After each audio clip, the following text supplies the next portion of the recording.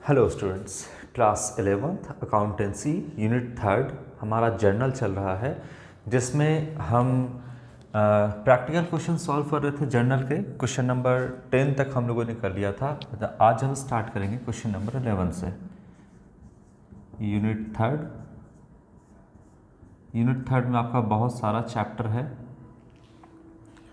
जिसमें आपका एक जर्नल है, इसी में आपका आएगा BRS बिल्स ऑफ एक्सचेंज। सारे को हम सॉल्व करेंगे। चलिए जर्नल का अब हम क्वेश्चन नंबर 11 देखते हैं क्या कहता है। देखिए, ट्रांजैक्शन रिलेटेड टू बैंक। अब जो आपका क्वेश्चन नंबर 11 से है वो ट्रांजैक्शन आपका वो ट्रांजैक्शन है बिजनेस का जो बैंक से रिलेटेड है। यानी आप पेमेंट अगर किसी को कर रहे हैं तो बैंक से कर रहे हैं, बैंक के थ्रू कर रहे हैं, चेक के थ्रू कर रहे हैं, या किसी से पेमेंट रिसीव कर रहे हैं तो वो चेक के थ्रू मतलब बैंक के थ्रू सारा ट्रांजैक्शन हो रहा है। तो उसे हम कैसे रिकॉर्ड करेंगे ये हम देखते हैं क्वेश्चन नंबर 11 से। Transaction related to bank.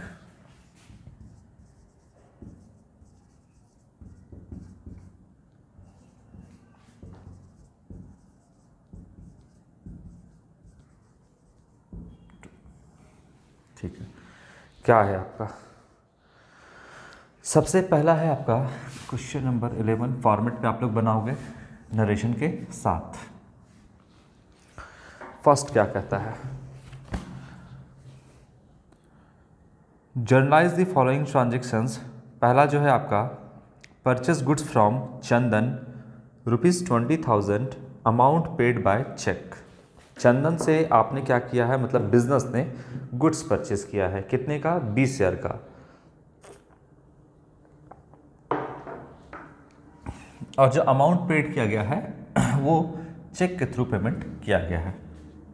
देखिए ये बिजनेस है और हम जो भी रिकॉर्ड करते हैं बिजनेस के पॉइंट ऑफ व्यू से रिकॉर्ड करते हैं according to separate entity concept या बिजनेस एंटिटी कंसेप्ट। तो बिजनेस ने क्या किया है, गुड्स परचेज किया है। हम क्या लिखेंगे, पहला नंबर फर्स्ट नंबर दे करके गुड्स परचेज किया है तो परचेज अकाउंट डेबिट कितने का, 20,000 का। अब चाहे कैश में परचेस किया हो, चाहे आप उसको चेक के थ्रू आपने परचेस किया हो, बैंक के थ्रू परचेस किया हो, उससे कोई मतलब नहीं है। परचेस के सामने आप 20,000 लिख दीजिए। अच्छा, इसके बाद आप लिखते क्या, कैश। अगर आप कैश पेमेंट, बिजनेस अगर कैश पेमेंट करता तो आप क्या लिखते हैं, यहाँ पर कैश लिखते हैं। लेकिन बिजनेस का जो अकाउंट है बैंक अकाउंट है, कौन सा अकाउंट है आप लिख देना यहाँ पर, देखो बैंक अकाउंट है। तो एक होता है कैश इन हैंड, यानी बिजनेस के अंदर जो कैश पड़ा है उसको बोलते हैं कैश इन हैंड, और एक बिजनेस का पैसा बैंक में पड़ा है जिसको बोलते हैं कैश एट बैंक। तो अभी जो आपने पेमेंट किया है वो चेक के थ्रू गया है, यानी बिजनेस का जो बैंक बैलेंस है वो घटेगा। ठीक है, बिजनेस का क्या होगा, बैंक बैलेंस घटेगा। तो एसेट बढ़ता है तो डेबिट, घटता है तो क्रेडिट। यहाँ पे घट रहा है तो बैंक को हम क्या कर देंगे, क्रेडिट कर देंगे। और क्यों बैंक लिखेंगे, क्योंकि आपने चेक के थ्रू पेमेंट किया है तो बिजनेस का पैसा बिजनेस से नहीं निकलेगा, बल्कि बिजनेस का पैसा बिजनेस के बैंक अकाउंट से कटेगा, डिडक्ट होगा, लेस होगा वहाँ पर। ठीक है, तो यहाँ पर हम बैंक को क्या कर देंगे, क्रेडिट कर देंगे। अगर कैश में देते तो टू कैश लिखते, बैंक लिख रहे हैं क्योंकि हम चेक के थ्रू पेमेंट कर रहे हैं यहाँ पर। तो यहाँ पे क्या होगा, 20,000 रुपीज़ हम यहाँ पे बैंक के सामने लिख देंगे। नेक्स्ट आपको हम पढ़ाएंगे जब कैश बुक, तो आपको ये जितना भी ट्रांजेक्शन है वो ठीक से समझ में आएगा कि जब हम पेमेंट रिसीव करते हैं, कैश बुक अगर जब हम बताएंगे आपको तो डबल कॉलम कैश बुक बताएंगे आपका। एक होगा आपका कैश कॉलम, एक बैंक कॉलम। ठीक है, ऐसा कुछ होगा आपका कैश कॉलम और बैंक कॉलम। ये है आपका cash book, double column cash book. ठीक है, ये आपका डेबिट साइड होगा, ये आपका क्रेडिट साइड होगा। जो भी पैसा आएगा, अगर कैश में आएगा तो डेबिट करेंगे क्योंकि कैश बुक रियल अकाउंट होता है, तो debit watt comes in, credit what goes out. जो भी कैश आएगा वो डेबिट करेंगे और जो भी कैश जाएगा उसे हम क्या करेंगे, क्रेडिट करेंगे। चाहे आपका कैश आता है, कैश इन हैंड यानी बिजनेस में पैसा आता है, तो कैश अकाउंट को डेबिट करेंगे। बिजनेस के बैंक अकाउंट में पैसा आता है तो बैंक अकाउंट को डेबिट करेंगे। अगर आप कैश के थ्रू पेमेंट करते हैं तो कैश कॉलम को क्रेडिट करेंगे, क्रेडिट पार्ट गोज आउट। और अगर आप बैंक यानी चेक के थ्रू पेमेंट कर रहे हैं तो बैंक बैलेंस आपका कम होगा तो बैंक अकाउंट को क्रेडिट करेंगे। ठीक है, तो यहाँ पर आप पेमेंट जो कर रहे हैं कहाँ से कर रहे हैं? बैंक से, बैंक के थ्रू यानी चेक के थ्रू पेमेंट कर रहे हैं। तो कैश जा रहा है ना, क्रेडिट पार्ट गोज आउट, तो हम बैंक अकाउंट को क्रेडिट करेंगे। क्लियर है? चलो, सिंपल सा भी जर्नल एंट्री पढ़ रहे हो, इतना समझो। अगर हम कैश में पेमेंट करते हैं तो परचेस टू कैश, जो अभी तक हम लोग करते आ रहे थे, और हम जो है अगर चेक के थ्रू पेमेंट करेंगे तो बैंक बैलेंस कम होगा तो परचेस टू बैंक कर देंगे यहाँ पर। बस। Transaction number 2, cash sales 15,000, amount received, है ना, cash sales ₹15,000, amount received by cheque which was deposited in the bank. चलो यहाँ पे हम बात को समझते हैं कि कैश क्या किया है, कैश सेल्स किया है, यानी आपने जो है कैश में बेचा है, और जो पेमेंट रिसीव किया है वो आपने चेक के थ्रू पेमेंट रिसीव किया है। सबसे पहले बताओ यहाँ पर कि आपने सामान बेचा है ना, बेचा है आपने सामान, तो बिजनेस से क्या होगा? सेल्स यानी गुड्स जाएगा, तो क्रेडिट क्या करेंगे? To sales account.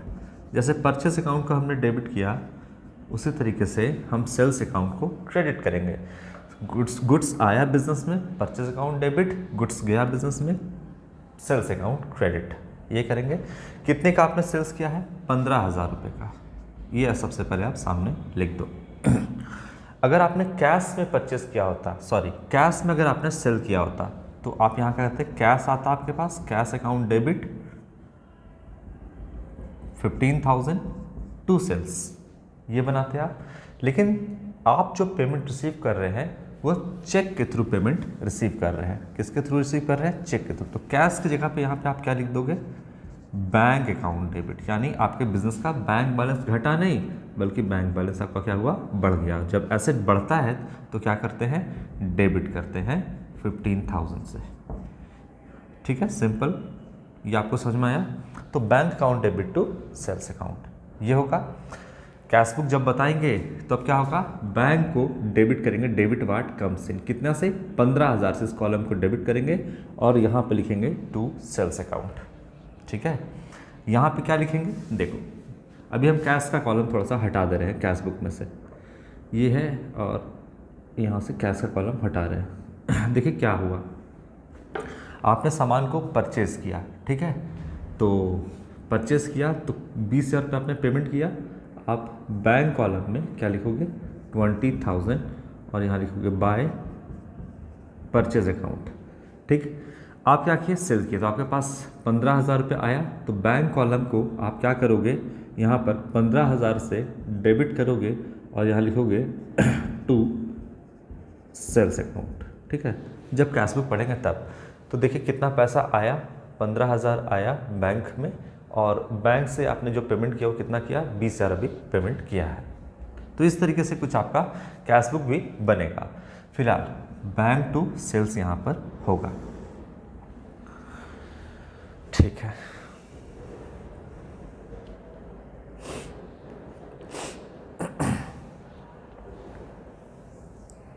यहाँ पर एक लाइन अगर आप और देखना चाहेंगे तो देखिएगा कि cheque which was deposited into bank, आपने चेक को डिपॉजिट भी कर दिया बैंक में, इसलिए आपका बैंक बैलेंस बढ़ा।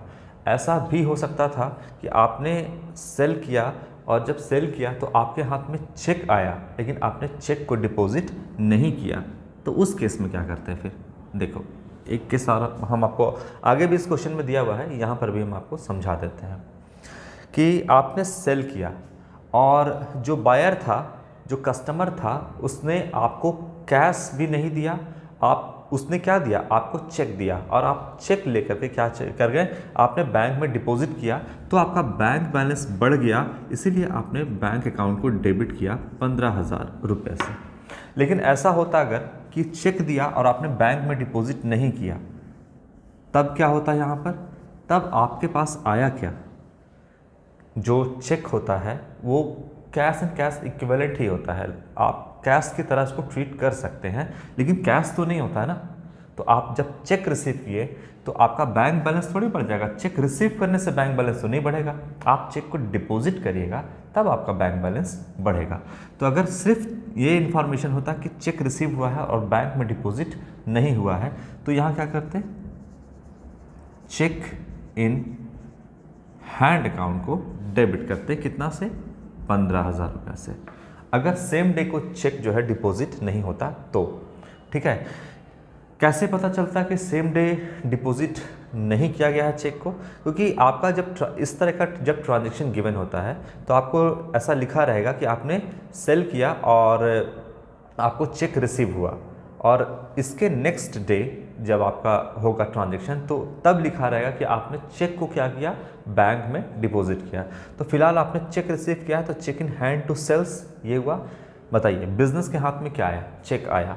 अब मान लीजिए कि इस दिन चेक को डिपॉजिट नहीं किया गया, ये तो नंबर है, मान लीजिए 3 तारीख को चेक को डिपॉजिट किया जाता बैंक में, तब बिजनेस का बैंक बैलेंस बढ़ता और बैंक अकाउंट डेबिट, और बिजनेस के पास से क्या गया, तो चेक इन हैंड अकाउंट को क्रेडिट करते हैं, कितना से, 15,000 से। अगर नेक्स्ट डे जो है आप चेक को डिपॉजिट बैंक में करते तो कोई इन्फॉर्मेशन गिवन नहीं रहे कि चेक रिसीव हुआ है, बैंक में डिपॉजिट है, हुआ है या नहीं हुआ है, तो आप सीधा क्या करना, bank on debit to sales कर देना। कब करना, आप एक बार अगला ट्रांजैक्शन देख लेना कि आपने चेक को क्या डिपॉजिट किया है नेक्स्ट डे को कि नहीं किया है। अगर आपने नेक्स्ट डे ऐसा कोई इन्फॉर्मेशन नहीं दिया हुआ है कि आपने जो है यहाँ पर सेल किया है, चेक आपने चेक रिसीव किया है और सेम डे डिपॉजिट नहीं किया है ना, तो आप एक बार चेक कर लेना कि अगला ट्रांजैक्शन क्या गिवन है। आगे में अगर आपका दिया रहेगा कि इस चेक को बैंक में डिपॉजिट किया गया है, अगर 3rd नंबर में दिया रहेगा तो इसका मतलब है कि यहाँ पर आपने सिर्फ चेक रिसीव किया है, आपने बैंक में डिपॉजिट नहीं किया है, कोई इन्फॉर्मेशन गिवन नहीं है, तो बैंक टू सेल्स डायरेक्ट कर देना आप। क्लियर है बात?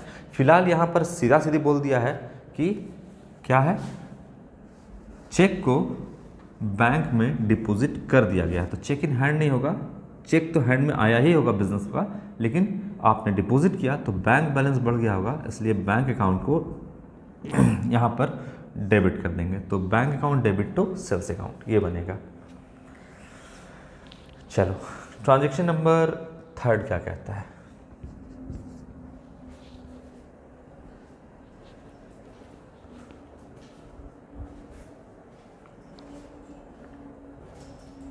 देखिए, withdraw from bank 5,000 for personal use. तो ऑनर ने क्या किया है, अपने पर्सनल यूज़ के लिए बैंक से 5,000 रुपया निकाल लिया है। ठीक है, क्या किया है, अपने पर्सनल यूज़ के लिए बैंक से 5,000 रुपये ऑनर ने निकाल लिया है।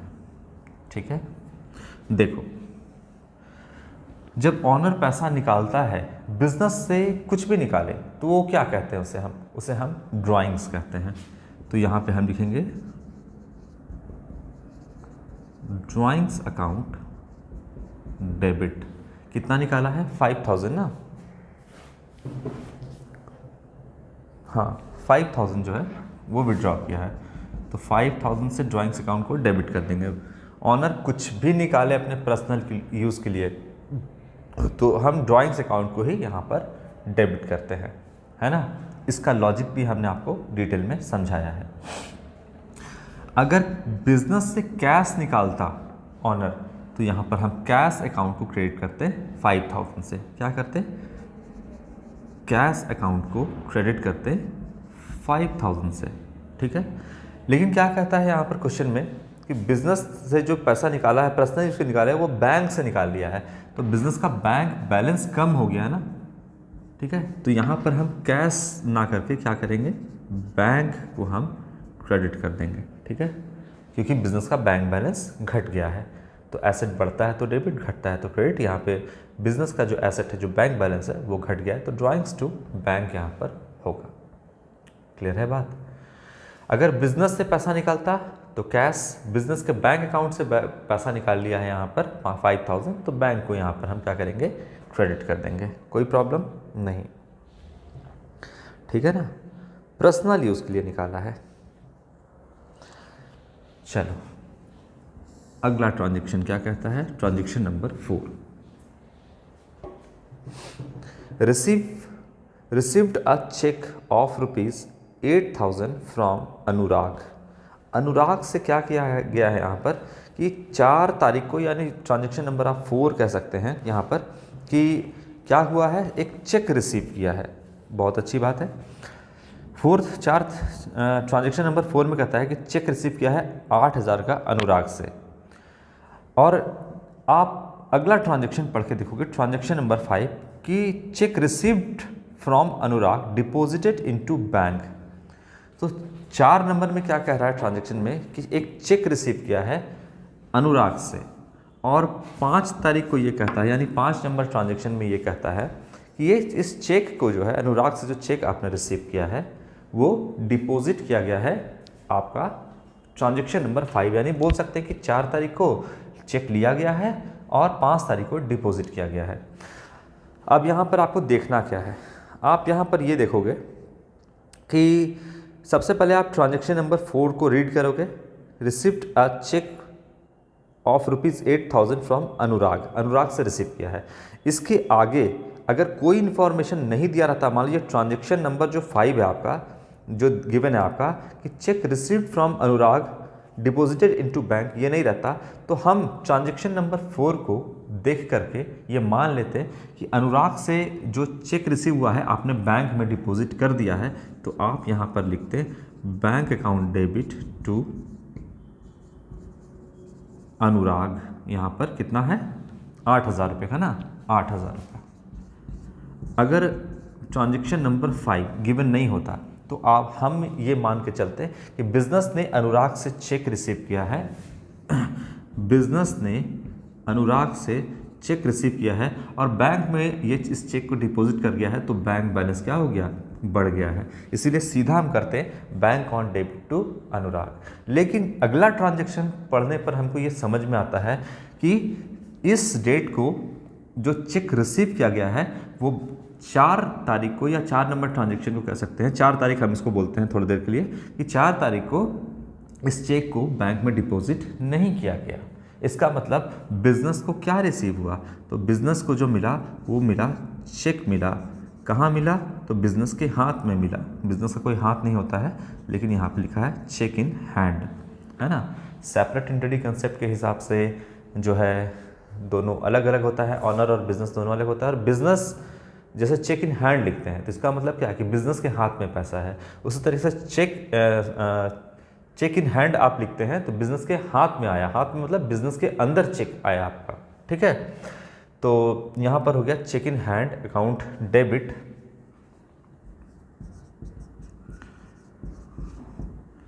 $8,000 टू अनुराग, ठीक है।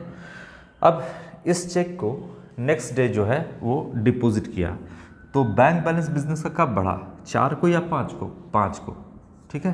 तो अब 5 को ये चेक कहाँ ले गया आपका बिजनेस, ये आपका बैंक में ले कर डिपॉजिट किया गया, तो बैंक बैलेंस बढ़ जाएगा। बैंक अकाउंट डेबिट बिजनेस का बैंक बैलेंस बढ़ गया 8,000 रुपये से, और 2 क्या गया बिजनेस के पास से, तो जो चेक था बिजनेस के पास, चेक इन हैंड था, वो चला गया आपका बैंक में। तो किसे क्रेडिट करेंगे,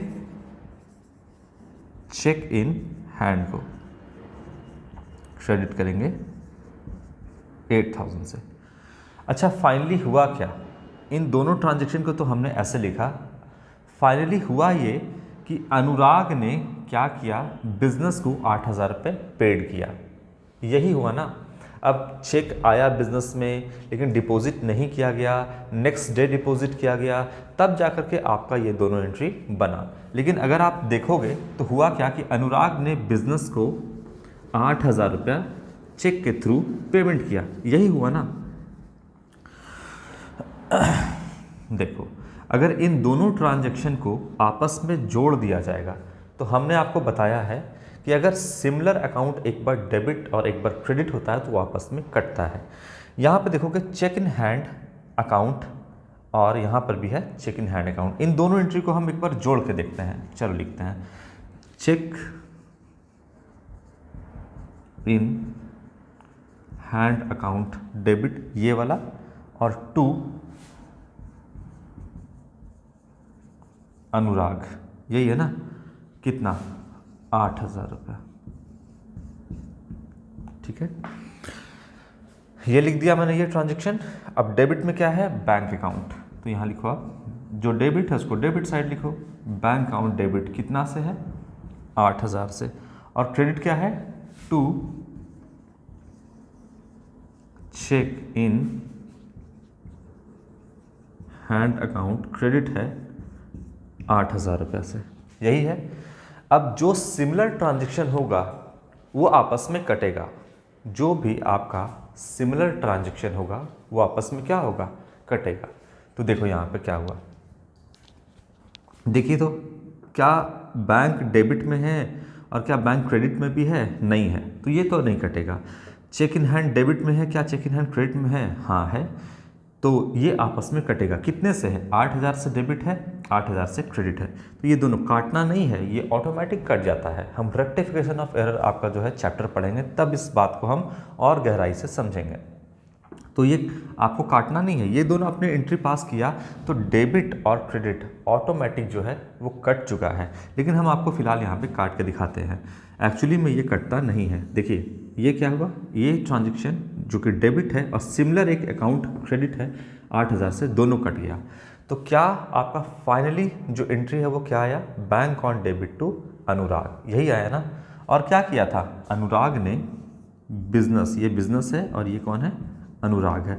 अनुराग ने चेक के थ्रू बिजनेस को पेमेंट किया, तो बिजनेस का बैंक बैलेंस बढ़ गया, इसीलिए बैंक अकाउंट डेबिट, और गिवर कौन है, अनुराग, क्रेडिट द गिवर, तो अनुराग हमने यहाँ पे क्रेडिट किया। इन दोनों एंट्री का अगर कंक्लूजन निकालो, मतलब निकालो, तो बैंक टू अनुराग यानी बिजनेस को कैश मिला, लेकिन कहाँ मिला, तो इसका आपको चेक के थ्रू मिला, इसलिए बिजनेस का बैंक बैलेंस बढ़ गया, तो bank on debit to Anurag, यही हुआ ना। बस इन दोनों एंट्री को पास करने का ज़रूरत इसीलिए आ पड़ा क्योंकि चेक दिया इसने, सेम डे डिपॉजिट नहीं हुआ, अगले दिन डिपॉजिट हुआ, तो ये दोनों एंट्री पास करने का हमको ज़रूरत पड़ा। अगर नहीं होता, सीधा अनुराग चेक देखता और बिजनेस क्या करता, बैंक में उस सेम डे डिपॉजिट कर देता, तो क्या एंट्री बनता, बैंक ऑन डेबिट टू अनुराग, ये बिजनेस एंट्री पास करता। क्लियर है बात, ठीक है, इसको हटाते हैं।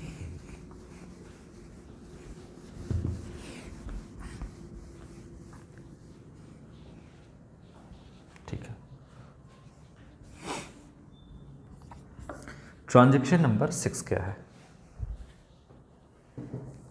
Rent paid by cheque, cheque से आपने क्या किया है, रेंट पेड किया है, ठीक है। तो क्या होगा, रेंट जो बिजनेस है, हो सकता है क्या, ये बिजनेस रेंट पे चल रहा हो, तो रेंट पे कर रहा है बिजनेस, एक्सपेंस है बिजनेस के लिए, नॉमिनल अकाउंट के रूल से डेबिट ऑल एक्सपेंसेस, रेंट को डेबिट कर दिया जाएगा, ठीक है, रेंट अकाउंट डेबिट। अगर कैश के थ्रू पेमेंट होता तो यहाँ पर कैश अकाउंट को क्रेडिट करते, ठीक है। लेकिन क्या है आपका यहाँ पर बिजनेस जो है, जो कैश इन हैंड है बिजनेस में, वहाँ से पेमेंट नहीं हो रहा है, बल्कि बिजनेस का जो बैंक बैलेंस है यानी बैंक अकाउंट है वहाँ से पेमेंट हो रहा है, ठीक है। तो यहाँ पर क्या होगा, रेंट एक्सपेंस है बिजनेस लिए, तो डेबिट ऑल एक्सपेंसेस, यहाँ पर रेंट अकाउंट को डेबिट कर देंगे, और यहाँ पर बिजनेस का बैंक बैलेंस कम हो गया, इसलिए बैंक अकाउंट को क्रेडिट कर देंगे, ठीक है। तो यहाँ पर होगा rent account debit to bank. कितने से है आपका अमाउंट, अमाउंट जो है आपका वो है 2,000 रुपये से, तो यहाँ पर डेबिट कर देंगे 2,000 और क्रेडिट भी कर देंगे 2,000।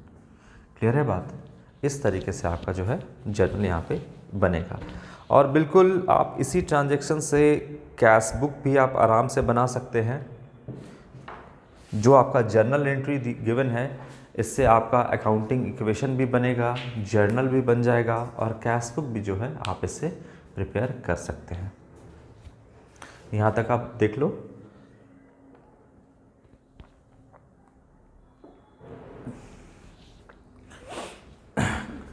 देखिए जो अभी मैंने आपको क्वेश्चन बताया है इसमें कुछ नहीं है, परचेस किया टू कैश होता है लेकिन परचेस टू बैंक। जब चेक रिसीव हो रहा है बिजनेस को, तब आपको ये देखना है कि सेम डे डिपॉजिट हो रहा है या नहीं। हो सकता है कि इतना ही लिख करके छोड़ दें कि आपका जो है बिजनेस ने चेक रिसीव किया है, रिसीव्ड अ चेक रुपीज़, मान लो यहाँ पर 15,000 लिख के रखता, या कैश सेल्स जो है वो आपका 15,000 लिख के रखता। जैसे मान लो कि इस एंट्री को कैसे लिखता है आपका, cash sales rupees 15,000 amount received by cheque, इतना ही लिख करके छोड़ देता। तब हम क्या करते हैं, तब हम यहाँ पर बैंक टू सेल्स ही करते हैं। अगर ये एंट्री पढ़ लोगे आप कि कैश सेल्स 15,000 अमाउंट, है ना, cash sales rupees 15,000 amount received by cheque, मतलब आपने सामान बेचा और जो रिसीव हुआ है वो चेक के थ्रू हुआ, तो आप क्या करते हैं यहाँ पर 1 मिनट रुक करके अगला ट्रांजेक्शन आप पढ़ते कि जो आपको यहाँ पर चेक रिसीव हुआ है क्या सेम डे डिपॉजिट हो गया है। तो अगला ट्रांजेक्शन आप पूरा पढ़ लेना, जितना भी ट्रांजेक्शन गिवन है वो पूरा पढ़ के देखना कि क्या इससे रिलेटेड जो 15,000 का जो हमने रिसीव किया है बैंक में पैसा, या जो भी चेक हमने रिसीव किया है वो क्या इसी दिन डिपॉजिट हो गया है या अगले दिन हुआ। तो पता कैसे चलेगा, पता ऐसे चलेगा कि अगर इस ट्रांजेक्शन से रिलेटेड मान लो कि ट्रांजेक्शन नंबर 5 में दे देता कि 15,000 का चेक जो है वो इस डेट को आपका डिपॉजिट किया गया है, तब यहाँ पे लिखते हैं cheque in hand to sales, और यहाँ पे लिखते हैं bank on debit to cheque in hand. लेकिन यहाँ पर आपका क्वेश्चन में भी क्लियर कर दिया है कि सेम डे डिपॉजिट कर दिया गया है, इसका मतलब बिजनेस का बैंक बैलेंस बढ़ गया, तो bank on debit to sales. Owner जो भी निकालता है बिजनेस से पैसा वो कहलाता है आपका ड्राइंग्स। कुछ भी निकाले, पैसा निकाल ले, गुड्स निकाल ले, कुछ भी एनीथिंग निकाले, तो वो होता है ड्राइंग्स अपने पर्सनल यूज़ के लिए। तो ड्राइंग्स अकाउंट डेबिट, अगर कैश निकालता तो कैश, गुड्स निकालता तो परचेज, और यहाँ पर बिजनेस का बैंक से अगर पैसा निकाल लिया है तो बैंक को क्रेडिट करेंगे। क्लियर है। ट्रांजेक्शन नंबर 4 तो आपको मैंने बता ही दिया कि अनुराग ने चेक दिया है, तो हम बैंक टू अनुराग करते हैं अगर कोई नेक्स्ट ट्रांजेक्शन में कोई इन्फॉर्मेशन नहीं होता तो। लेकिन यहाँ पर बोल दिया है कि जो अनुराग ने चेक दिया है उसको हम इस डेट को डिपॉजिट किए हैं, तो यहाँ पर लिखेंगे cheque in hand account debit to Anurag, यहाँ पे लिखेंगे bank account debit to cheque in hand. दोनों का कंक्लूजन क्या, तो bank account debit to Anurag यही निकलेगा, क्योंकि चेक इन हैंड और चेक इन हैंड आपस में कट जाएगा। और लास्ट ट्रांजेक्शन तो आप जान ही रहे हो कि कोई भी एक्सपेंसेस जो है अगर आप पेड करते हो तो कैश में पेड करोगे तो expenses account debit to cash होगा, और अगर आप उसे बैंक के थ्रू पेमेंट करते हो यानी चेक के थ्रू पेमेंट करते हो तो एक्सपेंसेस अकाउंट, कोई भी एक्सपेंस हो, चाहे सैलरी हो, वेजेस हो, कोई भी चीज़ हो, यहाँ पर आप क्या लिखोगे, एक्सपेंसेस अकाउंट यानी rent account debit, salary account debit, wages account debit, advertisement account debit, आप क्या करोगे, बैंक करोगे। 1 मिनट रुकना।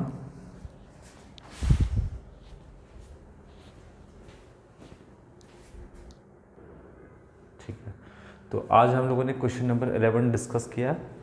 नेक्स्ट वीडियो में हम डिस्कस करेंगे आपका क्वेश्चन नंबर 12। तब तक आप देख लो, समझ लो इसको। Thank you.